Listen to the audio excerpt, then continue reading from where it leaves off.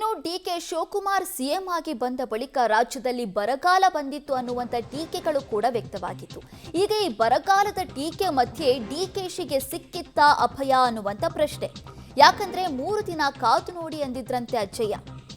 ಕಾವೇರಿ ಹೋರಾಟದ ಮಧ್ಯೆ ಮಳೆರಾಯ ಈಗ ಧರೆಗಿಳಿದಿದ್ದಾನೆ. ಅಜ್ಜಯ್ಯ ಹೇಳಿದ ನಂತರ ಟೀಕಾಕಾರರಿಗೆ ತಮ್ಮದೇ ಸ್ಟೈಲ್ನಲ್ಲಿ ಡಿಕೆಶಿ ಈಗ ಉತ್ತರವನ್ನ ಕೊಟ್ಟಿದ್ದಾರೆ. ಡಿಕೆಶಿ ಬರ್ತಾ ಇದ್ದಂತೆ ಬರಗಾಲ ಅನ್ನುವ ಟೀಕೆ ವ್ಯಕ್ತವಾಗಿತ್ತು. ಆ ಟೀಕೆಗೆ ಈಗ ಕೌಂಟರ್ ಕೊಟ್ಟಂತಾಗಿದೆ. ಇಲ್ಲಿ ಡಿಕೆ ಕೌಂಟರ್ ಕೊಟ್ಟಿದ್ದಲ್ಲ, ಮಳೆರಾಯ ಕೌಂಟರ್ ಕೊಟ್ಟಿದ್ದಂತ ಹೇಳ್ಬೋದು. ಯಾಕಂದ್ರೆ ಮಳೆರಾಯ ಏನಾದರೂ ಬರ್ದೇ ಇದ್ದಿದ್ರೆ ಯಾರು ಕೌಂಟರ್ ಕೊಡೋದಕ್ಕೆ ಸಾಧ್ಯನೇ ಆಗ್ತಿರ್ಲಿಲ್ಲ.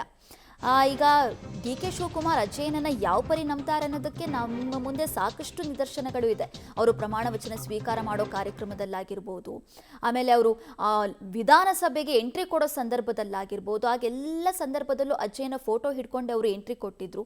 ಇನ್ನು ವಿಧಾನಸಭೆಗೆ ಯಾವೆಲ್ಲ ಅಭ್ಯರ್ಥಿಗಳನ್ನ ಹಾಕಬೇಕು ಅನ್ನೋದನ್ನ ಕೂಡ ಅಜ್ಜಯ್ಯನ ಹತ್ರ ಕೇಳಿನೇ ಹಾಕಿದ್ರಂತೆ.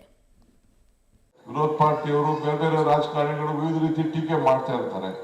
ಬೆಳಗ್ಗೆ ಎದ್ರೆ ಟೀಕೆ ಮಾಡೋದೇ ಅವರ ಡ್ಯೂಟಿ. ನಾವು ಅದಕ್ಕೆಲ್ಲ ತಲೆ ಕೆಡಿಸ್ಕೊಳ್ಳೋದಿಲ್ಲ. ಬರಗಾಲ, ಡಿ ಕೆ ಶಿವಕುಮಾರ್ ಬಂದ, ಬರ ತಗೊಬಂದ ಅಂತ ಎಲ್ಲ ಕೆಲವರೆಲ್ಲ ಮಾತಾಡ್ತಾ ಇದ್ರು. ಪ್ರೈಮ್ ಮಿನಿಸ್ಟರ್ ಹೇಳಿದ್ರು ಇಡೀ ದೇಶದಲ್ಲಿ ಒಂದು ದೊಡ್ಡ ಬರ ಬರ್ತದೆ, ಇದೇನೋ ಒಂದು ಹೊಸ ವಿಚಾರ ಬರ್ತದೆ ಅಂತ ಹೇಳಿದ್ರು. ಇದು ಪ್ರಕೃತಿಯ ನಿಯಮ. 3 ವರ್ಷಕ್ಕೊಂದ್ಸತಿ 2 ವರ್ಷಕ್ಕೊಂದ್ಸತಿ ಇಂಥ ಪರಿಸ್ಥಿತಿ ಬಂತು. ಮೊನ್ನೆ ಎಲ್ಲ ಈಗ ನಮ್ಮ ಸೋಮಶೇಖರ್ ಹೇಳ್ದಂಗೆ ಕಾವೇರಿ ಅಥಾರಿಟಿ ಅವರು ಆರ್ಡರ್ ಕೊಟ್ಟರು, ಬರೀ ನೀವು 3500 ಕ್ಯೂಸಿಕ್ ನೀರು ಬಿಡಿ ಅಂತ ಹೇಳಿದ್ರು. ಏನ್ ದೊಡ್ಡ ಗಲಾಟೆ, ದೊಡ್ಡ ಹೊಡೆದಾಟ, ಏನೇನು ಆರ್ಡರ್ ಬರೋಕ್ಕಿಂತ ಮುಂಚಿತವಾಗಿ ಎಲ್ಲ ನಮ್ಮ ರೈತರೆಲ್ಲ ಹೊಲದಲ್ಲಿ ನಿಂತಿದ್ರು, ಆಗುದಿಲ್ಲ ಅಂತ. ನಾನು ನೇನು ಹೇಳಿದೆ, ಹುಷಾರಪ್ಪ, ಸ್ವಲ್ಪ ಪಕ್ಕಕ್ಕೆ ನಿಂತ್ಕೊಳ್ಳಿ. ಆಮೇಲೆ ನೀರಲ್ಲಿ ಮಧ್ಯೆ ನಿಂತ್ಕೊಂಡು ಏನಾರು ಹೆಚ್ಚು ಕಮ್ಮಿ ಆಯ್ತು. ನಮ್ಮ ಅಜ್ಜಿನ ಹೋಗಿ ಕೇಳಿದೆ, ಅಜ್ಜಿ ಹೇಳಿದ್ರು ನಡಿ 3 ದಿನ ಆಗ್ಬೇಕು, ಉತ್ತರ ಸಿಗ್ತದೆ ನಿಮಗೆ ಅಂತೇಳಿ. ಇವತ್ತು ನೋಡಿದ್ರೆ 70,000 ಕ್ಯೂಸಿಕ್ಕು, 3,000-3,500 ಕ್ಯೂಸಿಕ್ ಅಂತ ಹೇಳಿದ್ರೆ 70,000 ಕ್ಯೂಸಿಕ್ಕು ಹರಿತಾ ಇದೆ ಅಂತೇಳಿ ಇವತ್ತು ಸಾಯಂಕಾಲ ನಮ್ಗೆ ಅಧಿಕಾರಿಗಳು ಒಂದು ಮಾಹಿತಿಯನ್ನ ಕೊಟ್ಟಿದ್ದಾರೆ.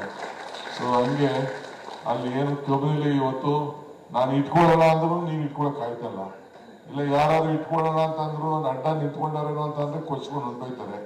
ಸೊ ಹಂಗೆ ಪ್ರಕೃತಿ, ಭಗವಂತನ ಕೃಪೆ